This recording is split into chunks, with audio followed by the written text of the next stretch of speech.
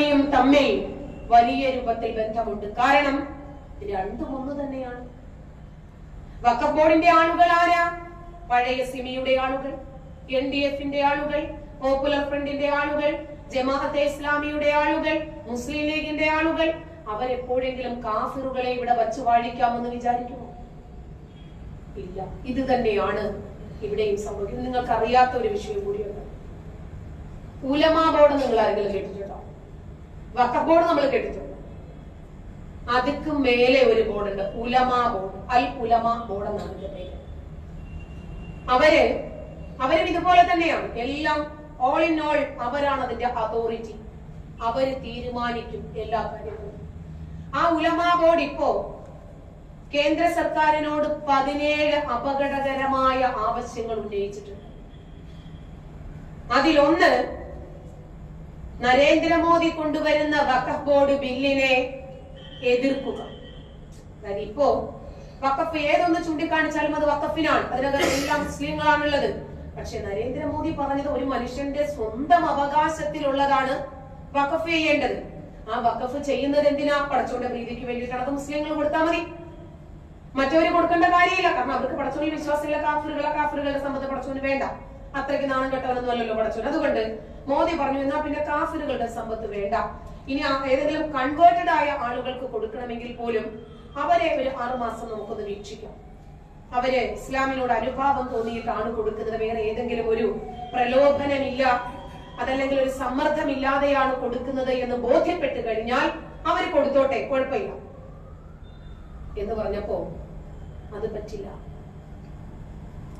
വഖഫ് ബോർഡിന്റെ നിയമങ്ങളിൽ ഒന്നിൽ പോലും ഒരു മൂലയ്ക്ക് പോലും ഒരു കോട്ടം സംഭവിപ്പിക്കാൻ ഞങ്ങൾ അനുവദിക്കില്ല എന്ന് പറഞ്ഞ് അവരിവിടെ ബഹളമുണ്ടാക്കി.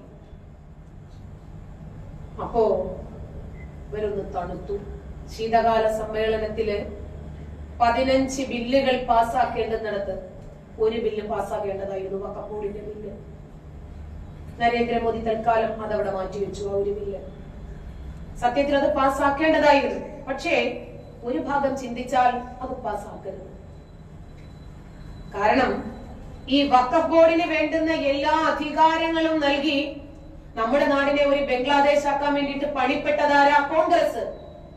ഇപ്പോഴും ഈ ബംഗ്ലാദേശ് വിഷയമാണെങ്കിലും വഖഫ് ബോർഡിന്റെ വിഷയമാണെങ്കിലും 2 ചാനലുകളാണ് ഇത് ലൈവായി നിർത്തിയത്. ഒന്ന് ജനം TV, 2 ഷെക്കൈന ന്യൂസ്. വേറെ ഏത് ചാനലിലാണ് നമ്മൾ ഇത് കണ്ടത്? വേറെ ആരും ലൈവായിട്ട് ഇത് നിർത്തിയില്ല. അങ്ങനെ വന്നപ്പോഴാണ് മുഖ്യധാരാ ചാനലുകൾക്ക് ഈ വിഷയം ഏറ്റെടുക്കേണ്ടതായിട്ട് വന്നത്. മാറ്റുവിൻ ചട്ടങ്ങളെ, അല്ലെങ്കിൽ അത് മാറ്റും നിങ്ങളെ താനെന്നല്ലേ. അങ്ങനെ ഇവര് സ്വയം മാറ്റത്തിരുത്തലിന് വിധേയരായവരാ. അപ്പോ ഈ വഖഫ് ബോർഡിന്റെ ഭേദഗതിയെ നിങ്ങൾ തൊടാൻ പാടില്ല. ഞങ്ങൾക്ക് എന്ത് വേണമെങ്കിലും ചെയ്യാൻ കഴിയണം. രണ്ടാമത്തെ ആവശ്യം അൽ ഉലമാ ബോർഡിന്റെ 1000 കോടി രൂപ ഉലമാ ബോർഡിന് നൽകണം മഹാരാഷ്ട്ര സർക്കാർ. എന്തിനാണ്? സമുദായ നവീകരണം. ഇവർക്ക് മാത്രം സമുദായത്തെ നവീകരിച്ചാൽ മതിയോ? മതി. KT ജലീലിന്റെ നിയമസഭയിലുള്ള ഒരു പ്രഭാഷണമുണ്ട്. നിങ്ങൾ യൂട്യൂബിൽ അടിച്ചു നോക്കിയാൽ മതി. അദ്ദേഹത്തിന്റെ സൈറ്റിൽ തന്നെയുണ്ട്, യൂട്യൂബ് സൈറ്റിൽ. മദ്രസ അധ്യാപകർക്ക് ആനുകൂല്യങ്ങൾ, മാസം ശമ്പളങ്ങള്, ആശ്രിത പെൻഷൻ, പെൺമക്കളെ കെട്ടിക്കാനുള്ള സഹായം, വിധവ പെൻഷൻ, പ്രസവ ആനുകൂല്യങ്ങൾ, മരണാനന്തര ചടങ്ങുകൾക്കുള്ള ആനുകൂല്യങ്ങൾ. ഇതൊക്കെ എന്താ മുസ്ലിങ്ങൾക്കിടയിൽ മാത്രമേ ഉള്ളൂ ഇത്തരം കാര്യങ്ങളൊക്കെ? വേറെ ആർക്കും ഇല്ലേ പ്രസവവും ചാവും ഒന്നും? ഇതാരാണ് അനുവദിച്ചു കൊടുത്തത്? ഇതുവരെ ആർക്കും ഇതിനെ സംബന്ധിച്ചിട്ട് ഒരു എതിർ ശബ്ദങ്ങളുമില്ല. ഞങ്ങൾ 1 2 പേര് ഏതെങ്കിലും ഒരു മൂലക്കിരുന്ന് സംസാരിച്ചാൽ ശബ്ദമുണ്ടാകത്തില്ല. നമ്മളെ കൊണ്ട് സാധിക്കുന്ന രൂപത്തിൽ നമ്മൾ എല്ലാവരും പ്രതികരിക്കണം. ഒരു കമന്റ് രൂപത്തിലാണെങ്കിലും മതിയെന്നേ. പ്രത്യേകിച്ച് ചെലവൊന്നുമില്ലല്ലോ. നമ്മുടെ അഭിപ്രായം നമ്മൾ അവിടെ രേഖപ്പെടുത്തി തന്നെ പോണം. ഉലമാ ബോർഡിന്റെ 3ാമത്തെ ആവശ്യം, 1992 കലാപത്തിൽ പിടിച്ച മുഴുവൻ മുസ്ലിങ്ങളെയും ജയില് തുറന്ന് പുറത്തുവിടണം. 4 ഇതുവരെ പിടിച്ചിട്ടുള്ള മുഴുവൻ മുസ്ലിങ്ങളെയും, 92 ആദ്യം പറഞ്ഞത്, അതായത് പോപ്പുലർ ഫ്രണ്ടുകാരെ പുറത്തുവിടണം എന്നാണ് ഈ ഉദ്ദേശിക്കുന്നത്. അതിനോടൊപ്പം തന്നെ RSSനെയും ബഹിഷ്കരിക്കണം. ഒവൈസിയുടെ മകൻ കഴിഞ്ഞ ദിവസം പറഞ്ഞു, സകല കാഫിറുകളെയും ഞങ്ങൾ ചുട്ടുകൊല്ലും. കാഫിർ എന്ന് പറഞ്ഞാൽ മുസ്ലിങ്ങൾ ചുട്ടുകൊല്ലും. ഒവൈസി പറഞ്ഞത്, എന്നാണോ നരേന്ദ്രമോദി ആ കസേരയിൽ നിന്ന് ഇറങ്ങുന്നത്, എന്നാണോ യോഗി ആദിത്യനാഥ് ആ കസേരയിൽ നിന്ന് ഇറങ്ങുന്നത്, അന്ന് ഞങ്ങൾ ഈ രാജ്യം മതവൽക്കരിക്കും, അന്ന് ഞങ്ങൾ ഈ രാജ്യം ഇസ്ലാമിക രാജ്യമാക്കി മാറ്റും. ഏതെല്ലാം രൂപത്തിലാണ് അവരുടെ അജണ്ടകൾ അവർ നടപ്പിലാക്കുന്നതെന്ന് കണ്ടോ? 2 ദിവസങ്ങളായി നിങ്ങൾ ശ്രദ്ധിച്ചിട്ടുണ്ടാവും. MEC7 നിങ്ങൾ യൂട്യൂബിലോ ഏതെങ്കിലും ഒരു പ്ലാറ്റ്ഫോമിൽ നിങ്ങൾ ഒന്ന് അടിച്ചു നോക്കണം. MEC7 മുസ്ലിം മെജോറിറ്റി മേഖലയിൽ മുസ്ലിങ്ങളുടെ ആരോഗ്യ സംരക്ഷണത്തിനു വേണ്ടി ഒരു വ്യായാമ മുറ 7 ഇനത്തിലായി 21ഓളം സെഗ്മെന്റുകൾ, അതില് 21 മിനിറ്റ് ആണെന്നാണ് ഇവർ പറയുന്നത്. അങ്ങനെ ഒരു വ്യായാമ മുറ 2022 ഇത് ആരംഭിച്ചത്. ഇന്ത്യൻ മിലിറ്ററിയിൽ നിന്ന് റിട്ടയർഡായ സൊലാഹുദ്ദീൻ എന്ന് പറയുന്ന ഒരു മലപ്പുറംകാരനാണ് ഇത് ഡെവലപ്പ് ചെയ്യുന്നത്. ഇന്ത്യൻ മിലിറ്ററിയിൽ നിന്ന് വിരമിച്ചു കഴിഞ്ഞാൽ പ്രൈവറ്റ് ആയിട്ട് ഒരു പരിശീലനം നൽകാൻ പാടില്ല. ഇത് രാജ്യത്തിനെതിരാണ്. മിലിറ്ററിക്ക് പരിശീലനം നൽകാം, പുറത്തുള്ളവർക്ക് പരിശീലനം നൽകാൻ പാടില്ല എന്നാണ്. ആ എതിർപ്പൊന്നും ഇവർക്ക് പ്രശ്നമല്ല. എന്നിട്ട് മലപ്പുറത്ത് ഒരു സ്കൂട്ടർ ഓടിച്ച പെൺകുട്ടിയെ അയൽവാസിയായ മുഹമ്മദ് യൂസഫ് കാല് തല്ലി ഓടിച്ചു. പെൺകുട്ടി സ്കൂട്ടർ ഓടിക്കാൻ പാടില്ല എന്ന് പറഞ്ഞു. ഒരു പെൺകുട്ടി രാഹുൽ ഗാന്ധിയുടെ പ്രസംഗം ട്രാൻസ്ലേറ്റ് ചെയ്യാൻ കയറിയതിന്റെ പേരിൽ ആ പെൺകുട്ടിയും ആ പെൺകുട്ടിയുടെ കുടുംബവും അനുഭവിച്ച പ്രശ്നം ചെറുതല്ല. അതും മലപ്പുറത്ത്. മറ്റൊരു പെൺകുട്ടി കാലിൽ ചിലങ്കയിട്ട് ക്ഷേത്രത്തിൽ നൃത്തം കളിച്ചു. അതിന്റെ പേരിൽ ആ പെൺകുട്ടിയുടെ അമ്മ മരിച്ചിട്ട് പള്ളിയിൽ കബറടക്കം ചെയ്തു. അങ്ങനെ തുടങ്ങി എല്ലാത്തിനും മുസ്ലിങ്ങൾ പെൺകുട്ടികളെ മുഖ്യധാരയിലേക്ക് കൊണ്ടുവരുന്നതിനെതിരെ പ്രകടിപ്പിച്ചവർ. നമുക്കറിയാം, ഒരു പെൺകുട്ടി പഠിച്ചു, മാഷിദ PV. ആ പെൺകുട്ടിക്ക് ഒരു സമ്മാനദാനം നടക്കുന്ന ചടങ്ങിൽ പോലും ആ പെൺകുട്ടിയെ കേറ്റാതെ അപമാനിച്ചു വിട്ടെടുത്ത് സ്ത്രീകളാണ് ഏറ്റവും കൂടുതൽ MEC7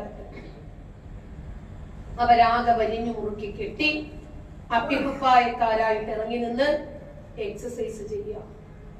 എന്നിട്ട് ഒരുപാട് പുരുഷന്മാരും ഒരു പ്രത്യേക യൂണിഫോമാണ്, പ്രത്യേകിച്ച് പൈസയൊന്നുമില്ല.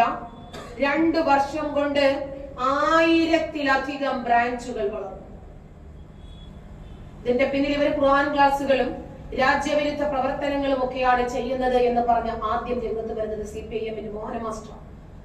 രണ്ടാമത് സമസ്തയുടെ ഒരു പുരോഹിതൻ, പിന്നീട് സുന്നിയുടെ പുരോഹിതന്മാരൊക്കെ വന്നു. അപ്പൊ അവർക്ക് തന്നെ മനസ്സിലായി, ഇനി നമ്മൾ ഈ രാജ്യത്തിനെതിരെ പ്രവർത്തിച്ചാൽ നമ്മൾ പരസ്പരം തലതല്ലേക്ക് കീറും. അങ്ങനെയാണല്ലോ, ഇവരെ ഒരു നിഴൽ ശത്രുവിനെ ഉണ്ടാക്കും.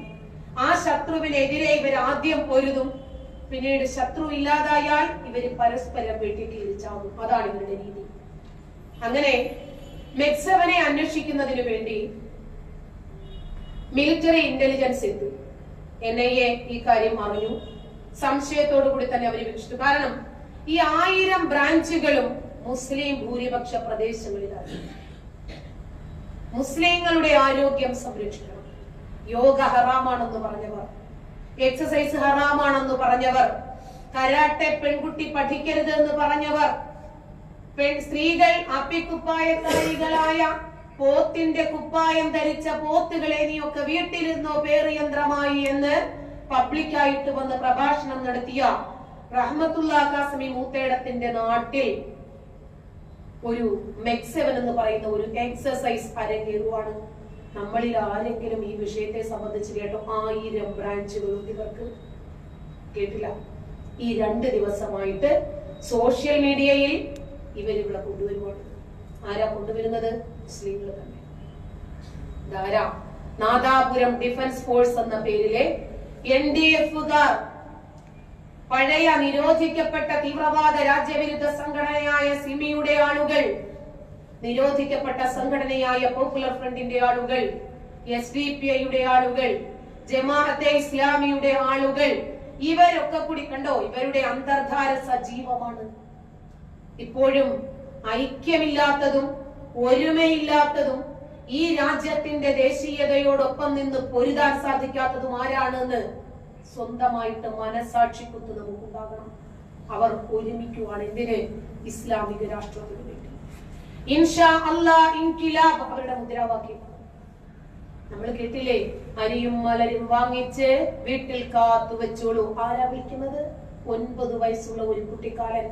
അവൻ പറയാ, വരുന്നുണ്ടടാ വരുന്നുണ്ടടാ നിന്റെയൊക്കെ കാലന്മാർ. ഒരു മുതുകാലന്റെ തലയിൽ ഇരുന്ന് ഒരു കുട്ടിക്കാലനെ കൊണ്ട് വിളിപ്പിക്കുക, ഒന്നുകൂടെ മറന്നടാ, ഒന്നുകൂടെ മറന്നടാ, കുന്തിരിക്കം വാങ്ങിച്ച് വീട്ടിൽ കാത്തു വെച്ചോളൂ. എന്തുവാ പറയുന്നേ? ഈ കുട്ടിക്കറിയാമോ അരിയും മലരും എന്തിനുപയോഗിക്കുന്നതാണ്? ഈ കുന്തിരിക്കം എന്തിനാണ് ഉപയോഗിക്കുന്നത്? ഈ കുട്ടിയെ 30ഓളം മുതുകാലന്മാർ ഒരു മുറി അടച്ചിട്ടിരുന്ന് 1 മാസത്തോളം കാലം പഠിപ്പിക്കുക. ഈ മുദ്രാവാക്യം നീ വിളിക്കണം. ആ കുട്ടിയെ പഠിപ്പിച്ച് ആ കുട്ടിയെ കൊണ്ട് മുദ്രാവാക്യം വിളിപ്പിക്കുന്നു. അപ്പോൾ ഇവരെ ഏത് രൂപത്തിലായിരിക്കും മദ്രസകളിൽ പഠിപ്പിക്കുന്നത് എന്ന് ആലോചിച്ചു നോക്കാം.